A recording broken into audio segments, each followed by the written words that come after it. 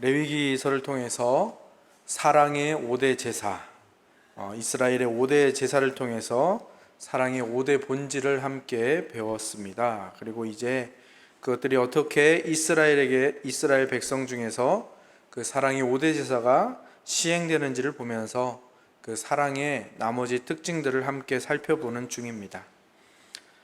9장을 보면 이제 아론과 그의 아들들이 이 5대 제사에 대해서 이론적으로 배우는 일은 다 끝났고요. 또 지난 시간에는 제사장으로 임명되는 위임식의 장면을 우리가 함께 나누었습니다. 그리고 그 위임식의 장면들을 보면서 또 하나님이 어떻게 그들을 오래 참으시는가를 보며 사랑의 오래 참음이라는 본질을 함께 나누었었죠. 오늘은 9장을 통해서 이제 아론과 그의 아들들이 제사장으로 임명된 다음에 드리는 첫 번째 제사들, 이 장면을 기록한 부분인데요. 이 부분을 통해서 사랑의 또 다른 단면을 한번 살펴보려고 합니다. 이스라엘 백성에게나 또 아론과 아론의 아들들에게나 정말 이 9장에 나오는 이 첫 제사의 순간은 아마 그들의 기억 속에, 그들의 인생 속에 영원히 기억될 순간이었을 것입니다. 제가 아마도라고 말을 붙인 이유는 이 첫 제사를 드렸던 그 첫 마음을 잃어버리는 사람들도 존재하기 때문입니다. 그것이 우리의 연약함이겠죠. 하나님께서는 이토록 정말 기억할 수 있도록 여러 가지 것들을 우리에게 주셨는데 우리는 자꾸 그 첫 마음을 잃어버리지는 않는지, 그래서 하나님의 그 사랑을 잃어버리고 헤매고 있지는 않은지 그런 모습을 다시 한번 생각해 보게 됩니다. 하나님께서는 그런 우리의 연약함을 아시기 때문에 이 첫 제사를 드린 후에 마지막에 큰 기적을 하나 보여주시죠. 먼저는 하나님의 영광이 온 백성에게 나타나고, 두 번째는 불이 여호와 앞에서 나와서 제단 위에 번제물과 기름을 살랐습니다. 정말 그 기억에 깊이 각인되지 않았겠습니까? 하나님께서 이 제사를 기뻐하시며 직접 흠양하시는 모습을 이스라엘 백성에게 보여주시는 겁니다. 인정해 주시는 거죠. 내가 너희의 제사를, 이 첫 제사를 받았고 이 제사를 통해 너희가 사랑을 배우게 할 것이고 너희에게 그 놀라운 축복을 계속해서 베풀어 주겠노라. 하나님께서 인정을 해주시는 것입니다. 사실 이스라엘 백성은 여전히 애굽에서 그 노예로 살았던 생활에서 아직도 다 벗어나지 못한 상태였죠. 그래서 그들은 조금만 어려움이 생기면 어떻게 했습니까? 아론과 모세를 재촉해서 애굽으로 돌아가자라고 했던 사람들이었죠. 그리고 아론과 그 아들들도 사실은 이 하나님의 임재를, 또 하나님의 이 거룩한 제사를 담당하는 이 제사장의 임무를 맡기에도 그들은 턱없이 부족한 사람들이었죠. 어떻게 사람이 거룩함을 감당할 수 있겠습니까? 하지만 그런 이스라엘 백성의 제사를, 또 제사장이 세워지고 처음 드려진 이 제사를 하나님께서 받으시고 모습을 통해서, 그 놀라운 기적을 통해서 모든 백성과 아론과 그의 아들들 그리고 모세까지도 큰 은혜와 큰 감동에 빠지게 되는 것이죠. 바로 이 마음이 초심이라고 할 수 있겠습니다. 하나님께 첫 제사를 올려드렸고 그것을 받으심에 감격하며 또 기뻐했던 이 마음과 기억, 이 첫 마음들은 이스라엘 백성들 그리고 아론과 그 아들들이 계속해서 그들의 마음속에 간직하고 기억해야만 하는 것이었죠. 하나님께서 먼저 이스라엘을 사랑하셔서 온갖 기적과 능력을 베푸셔서 이스라엘 백성을 애굽에서 구원해 주셨고, 그들에게 하나도록 이 십계명이라는 정말 울타리를 허락해 주시고, 또 모세라는 지도자, 아주 뛰어난 지도자죠. 이 모세를 세워서 하나님의 마음과 뜻을 아는 백성으로 만들어 주시며, 또 하나님께서 이 가나안이라는 젖과 꿀이 흐르는 땅을 허락하셔서 그곳으로 가게 하시는 것이죠. 그리고 그 무엇보다도 그들의 진 한가운데에 성막을 허락하시고 그곳에서 제사, 지낼 수 있게 하심으로 말미암아 무엇을 하시는 겁니까? 하나님과 늘 만나는 겁니다. 하나님과 늘 인격적인 관계를 맺으며 제사를 통해서 하나님을 사랑하고 이웃을 사랑하는 방법을 배우고, 그래서 그들이 정말 이제 하나님이 구원하신 백성일 뿐만 아니라 하나님처럼 사랑을 할 수 있는 존재가 되게 하시는 것, 그것이 오늘 이 본문에 나오는 아론과 그 아들들이 드린 이 첫 제사에 담겨져 있는 의미인 것이죠. 아마 제가 생각했을 때는 이 아론과 그의 아들들과 모세는 엄청난 감격 속에 있었을 것 같습니다. 물론 그런 표현들은 오늘 읽으신 본문에 전혀 나오지 않지요. 하지만 저는 저의 경험에 비추어서 그 첫 제사가 얼마나 큰 은혜였을지를 가늠해 보는 것입니다. 저한테도 그러한 경험이 있습니다. 지금으로부터 7년 전입니다. 7월의 첫 주일이었습니다. 파격적이게도 천은교회는 부목사들을 성찬식을 집례할 수 있도록 하지요. 왜냐하면 나중에 담임 목회를 할 때 이 성찬에서 많은 실수가 있는데 그것들을 줄여나가기 위해서 그렇게 집례할 수 있도록 천은교회는 그것을 허락하고 있습니다. 그래서 당시에 제가 목사 안수 받은 지 몇 개월 안 되었을 때 그때 성찬식을 집례할 그러한 기회가 저에게 주어진 것이었죠. 처음에는 자신이 있었습니다. 왜냐하면 그동안 성찬식 인도하는 것을 많이 보아왔고 또 옆에서 보조처럼 했던 기억도 있고 그런 경험도 있기 때문에 자신감이 있었습니다. 그래서 이거 정말 잘해야겠다라는 생각에 이 성찬식 순서도 제가 막 다 타이핑을 해가지고 종이에 딱 해가지고 이 분병할 때 쓰는 거, 분잔할 때 쓰는 거 이렇게 딱 만들어가지고 섰죠.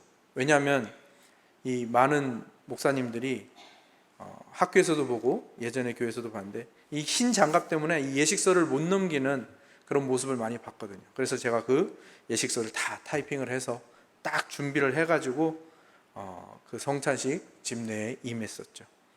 읽을 성경 말씀도 다 준비하고 또 성찬식에 앞서서 말씀도 전해야 하니까 제가 아는 그리고 신학교에서 배운 이 성찬식의 풍성함을 어떻게든 다 담아보자 해서 몇 달 전부터 말씀도 준비해가지고 제가 생각하기엔 정말 완벽하게 준비를 해서 성찬식에 그 성찬주일에 임했죠. 근데 막상 그 말씀을 전할 때부터 제 상태가 조금 이상해지기 시작했습니다. 무언가 이 밑에서부터 뭔가 끓어오르는 느낌, 뭔가 치밀어 오르는데 그걸 억누를 수도 없고 그런 느낌이 계속 진행이 되는 겁니다. 근데 성찬 예식에 들어서면서 제 상태는 더 이상해졌죠. 막 혀도 꼬이고요. 막 발음이 씹히고 몸이 막 떨리고 정말 많은 성찬식을 경험해 봤지만 그런 경험은 그때가 처음이었습니다. 빵 조각을 집을 때도 잔을 들 때도 진짜로 주님의 몸과 피를 대하는 것처럼 제가 덜덜덜 떨었습니다. 특히나 이 분잔위원들이 이 분잔하는 동안에 제가 이사야 53장을 낭독하는데 계속 울컥울컥 해가지고 목이 메어서 제가 제대로 성경을 읽을 수도 없었습니다. 정말 그런 경험은 제가 처음 해보는 겁니다. 제가 중2 때, 그때쯤 제가 세례를 받았으니까 도대체 몇 번을 제가 성찬식을 참여해 보았겠습니까? 노예 때마다도 성찬식을 하죠.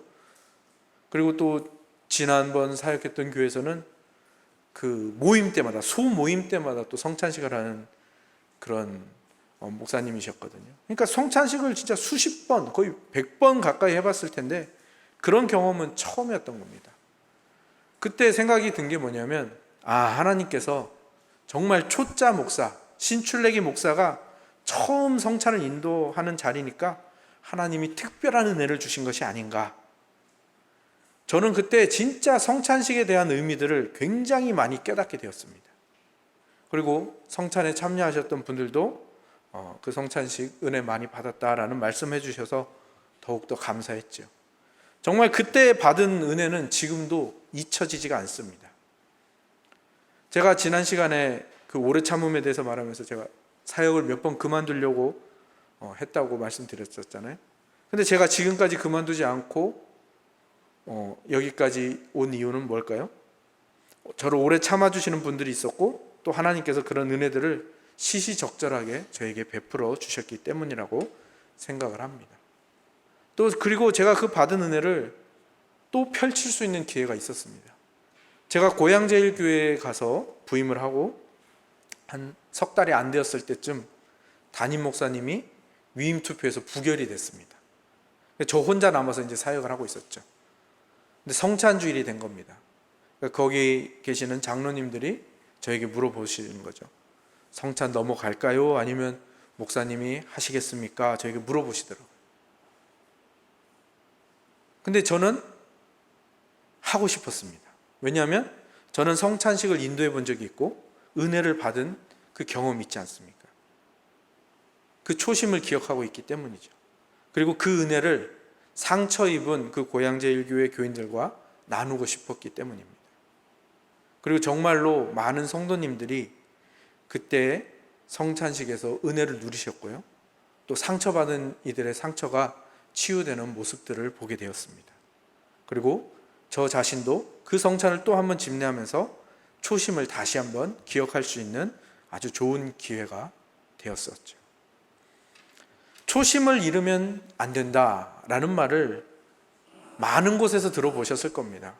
저도 설교에서 이 초심을 기억해야 한다라는 설교를 굉장히 많이 하는 편입니다. 그런데 그러한 저의 생각들이 이 레위기의 5대 제사에 와서 조금 더 다듬어지는 것 같습니다. 언제나 초심처럼 할 수는 없겠죠.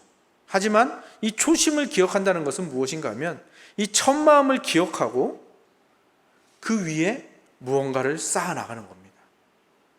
아론과 그의 아들들, 그리고 이스라엘 백성들이 제사장 위임식과 이 첫 제사, 그리고 그때 하나님의 보여주신 영광과 불이 내려와 그 제사를 사르고 받아주신 그 모습들을 그들이 기억하고 거기에 뭘 쌓아가야 됩니까? 어떻게 그 애굽의 노예였던 우리가 인권도 없고 인격도 없이 일만 하다가 죽을 운명이었던 우리가 어떻게 하나님이 임재하셔도 죽지 않는 운명이 되었는가? 그리고 그 하나님과 인격적인 만남을 가질 수 있는 존재가 되었는가? 하나님을 사랑하고 이웃을 사랑할 수 있는 하나님 나라 백성이 되었는가? 그것이 그 초심 위에 쌓여져 가는 것입니다. 사랑이란 초심을 기억하는 것입니다. 20대에 불붙는 사랑, 그것을 기억하고 계속 그런 사랑을 하라는 것이 아니라 그때의 사랑, 그 위에 계속해서 쌓아져 가지 않습니까? 그 초심, 첫 사랑 위에 좋은 기억도 쌓여져 갈 것이고 나쁜 기억도 쌓여져 갈 것이고 이런 일 저런 일, 그리고 은혜 주셨던 기억들이 점점 쌓여져 갈 것 아닙니까? 그래서 정말로 성숙하고 아름다운 사랑으로 무르익어져 가는 것이죠. 그 초심이 있었기에 지금의 내가 있다라는 사실을 잊지 않는 것입니다. 그래서 사랑이라는 것은요, 복잡하게 생각하면 진짜 한도 끝도 없이 복잡한 것입니다. 하지만 간단하게 생각하면요, 이보다 간단할 수가 없는 거죠. 초심을 기억하고 그 위에 복습하고 반복하면서 오래 참으면서 한 겹씩 한 겹씩 쌓아 나가는 것, 이것이 바로 사랑인 것입니다. 단순한 것입니다. 우리가 어떤 일들을 할 때 그것을 단순화시키는 것이 굉장히 중요하죠. 세계적으로 성공한 기업인 구글과 애플, 그들의 성공의 공통점이 바로 단순함입니다. 구글 홈페이지 여러분들 잘 아시죠? 모르시는 분은 모르시겠지만 구글 홈페이지는 정말 만들다 만 것처럼 생겼습니다. 우리나라 뭐 네이버나 다음이나 이런 걸 보면 굉장히 막 여러 가지가 많이 있지 않습니까? 근데 구글은 딱 들어가면 구글 그리고 검색창 이거 하나밖에 없거든요. 굉장히 단순한데요. 근데 그게 20년째 그 횡한 홈페이지에서 정말 매일 수십억 명이 검색을 하고 있는 거죠. 구박사라고, 구글 박사님이라고 구박사라고 불리는데요. 애플도 마찬가지 아닙니까? 이 아이폰 보시면 굉장히 단순하잖아요. 버튼 하나. 근데 그걸로 새로운 역사를 쓴 것 아니겠습니까? 단순함. 이 애플사의 간단한 디자인은 복잡한 인생을 살아가는 사람들의 마음을 완전히 사로잡았고요. 이 구글이라는 것도 점점 처음에는 왜 이렇게 횡행하다가 나중에는 보면은 그렇게 정보가 많은 애들은 너무 필요한 것은 제공하지 못한다 하고 해서 버려지고 점점 더 많은 사람들이 구글을 사용하게 되는 거죠. 조각가 예술가였던 이 로댕도 그렇게 말했죠. 단수는 완전이다. 완전에 이르는 단순함. 그러니까 이 우리가 사랑이라는 완전함에 이르기 위해서는 이 초심을 기억하는 이 단순함에서 시작이 된다라는 사실입니다. 제가 주일학교 아이들에게 소율이 문답을 정말 오랫동안 가르치지 않았습니까? 저는 이 소율이 문답을 가르칠 때 항상 하는 것이 있습니다. 이 한 파트가 끝나면 반드시 아이들에게 마인드맵을 그려보라고 합니다. 마인드맵은 뭐냐면 이렇게 도형을 그리고 그 안에 중요한 개념을 쓰고 타이틀 제목 같은 것만 쓰면 됩니다. 그리고 그 줄을 그어서 그게 어떻게 이어지는지를 쭉 써가는 걸, 그려가는 걸 마인드맵이라고 하거든요.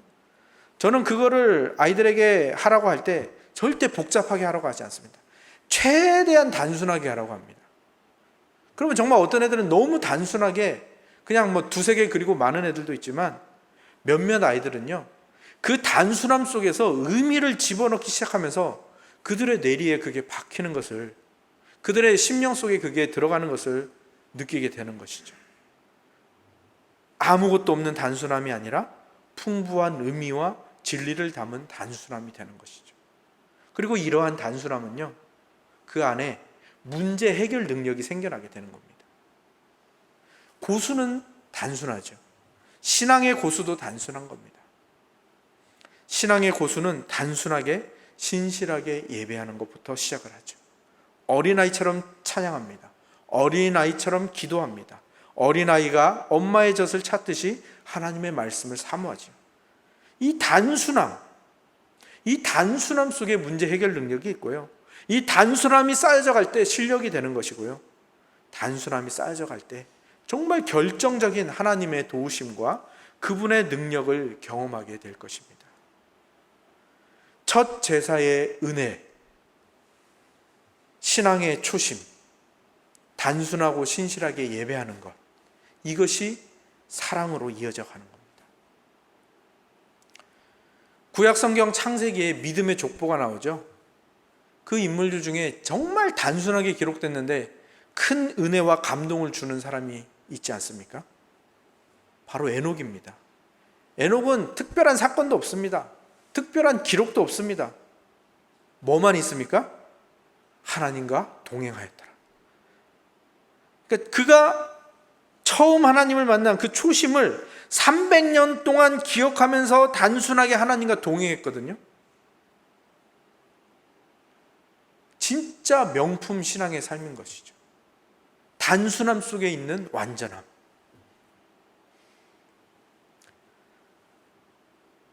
제가 사랑의 본질을 이야기하면서 이 9장에 와서 이 초심을 발견하게 된 것은 참으로 저에게 큰 그리고 뜻깊은 그런 의미가 있는 것 같습니다. 사실 사역의 연수가 더해지다 보면 이 초심이 점점 사라져 가거든요. 이제는 뭘 할 수 있을 것 같고 예전만큼 설교 준비도 그렇게 오래 걸리지 않고 그러다 보면 점점 초심이 잃어져 가고 거기에서 교만이 나오는 것이겠죠. 거기에서 실수들이 생겨나게 되겠죠. 저는 몰라도 남들이 먼저 알게 되겠죠. 이 초심이라는 것은 신앙에도 굉장히 중요한데 세상 사람들도 그것을 너무 잘 알고 있는 것 같습니다. 누군가가 탈무드에 나온 문구를 가지고 좋은 글을 하나 썼더라고요. 그래서 그 글을 제가 지금 읽어드리려고 합니다. 훌륭한 인물이 되고 중요한 과업을 성취하기 위해서는 세 가지 마음이 필요하다고 합니다. 첫째는 초심, 둘째는 열심, 셋째는 뒷심입니다. 그 중에서도 제일 중요한 마음이 초심입니다. 그 이유는 초심 속에 열심과 뒷심이 담겨 있기 때문입니다. 아마 여기까지가 탈무드에 나온 말인 것 같습니다. 그 뒤에 이 사람이 또 다른 글을 붙여놨습니다. 초심에서 열심이 나오고 초심을 잃지 않을 때 뒷심도 나오기 때문입니다. 초심이란 무슨 일을 시작할 때 처음 품는 마음입니다. 처음에 다짐하는 마음입니다. 초심이란 첫사랑의 마음입니다. 초심이란 겸손한 마음입니다. 초심이란 순수한 마음입니다. 초심이란 배우는 마음입니다. 견습생이 품는 마음입니다. 초심이란 동심입니다. 피카소는 동심을 가꾸는데 40년이 걸렸다고 했습니다. 그래서 초심처럼 좋은 것이 없습니다. 가장 지혜로운 삶은 영원한 초심자로 살아가는 것입니다. 우리가 무엇이 되고 무엇을 이루었다고 생각할 때가 가장 위험한 때입니다. 그때 우리가 점검해야 할 마음이 초심입니다. 우리 인생의 위기는 초심을 상실할 때 찾아옵니다. 초심을 상실했다는 것은 교만이 싹트기 시작했다는 것입니다. 마음의 열정이 식기 시작했다는 것입니다. 겸손히 배우려는 마음을 상실해 가고 있다는 것입니다. 초심을 잃지 않기 위해서 우리는 정기적으로 마음을 관찰해야 합니다. 초심과 얼마나 거리가 떨어져 있는지, 초심을 상실하지는 않았는지 관찰해 보아야 합니다. 초심은 사랑과 같아서 날마다 가꾸지 않으면 안 됩니다. 사랑은 전등이 아니라 촛불과 같습니다. 전등은 가꾸지 않아도 되지만 촛불은 가꾸지 않으면 쉽게 꺼지고 맙니다. 오늘 제가 전달하고자 하는 메시지와 일맥상통해서 다른 것 제가 꾸미지 않고 그냥 있는 그대로 읽어드렸습니다. 우리의 신앙에도 세 가지 마음이 필요한 것 같습니다. 초심, 열심, 뒷심. 그 중에서 초심이 가장 중요하죠. 근데 우리가 분명히 알아야 될 것은요, 이 초심은 뭐 한 10년이 지나서 잊어버리고 뭐 한 20년, 30년이 지나서 잊어버리는 게 아닙니다. 지난 시간에도 나눴지만 이 9장 다음에 나오는 10장에서 아론의 두 아들이 여호와 앞에서 불이 나와서 다 죽죠. 왜 그랬습니까? 초심을 잃었습니다. 첫 제사의 감격을 잃어버렸고요. 그래서 다른 불로 여호와 앞에 분향하다가 불에 타서 죽었죠. 초심을 잃으면 다 잃는 겁니다. 그러나 이 초심 위에 단순하고 신실하게 열심을 다해서 쌓아가다 보면 그 안에서 뒷심이 생기고 그것이 실력이 되는 것이죠. 신앙도 사랑도 마찬가지입니다. 초심을 날마다 가꾸어야 합니다. 쉽게 꺼지는 우리의 초심.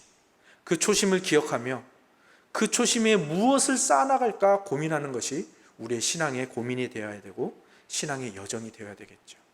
그리고 그 위에 하나님 기뻐하시는 것들을 열심히 쌓아나가다 보면 우리는 어느새 예수님 닮은 사랑의 사람이 되어 있을 것입니다. 예수님을 생각나게 하는 사람이 되어 있을 것입니다. 어떤 사람이 이렇게 말했습니다. 뭔가를 시작할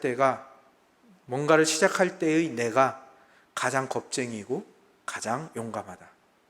그렇습니다. 우리가 그 하나님과의 첫사랑, 그 순간이 우리가 가장 겁쟁이였던 동시에 가장 용감했던 순간이라는 것을 기억하며 그 용기를 지금도 끌어오고 그때의 겁을 겸손으로 끌어와서 우리가 그 신앙과 사랑을 쌓아나가야 할 것입니다. 우리의 신앙과 사랑의 현장에서 엄두가 나지 않을 순간들이 찾아옵니다. 그때 반드시 돌아보아야 하는 것이 바로 이 첫 마음, 초심인 것이죠. 하나님과의 첫사랑.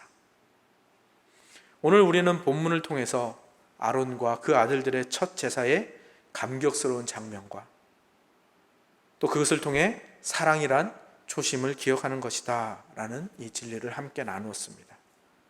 우리 모두가 첫사랑과 초심을 기억하며 그 위에 더 많은 사랑의 열매들을 맺어가는 사랑의 공동체가 되어가기를 주님의 이름으로 축복합니다. 아멘.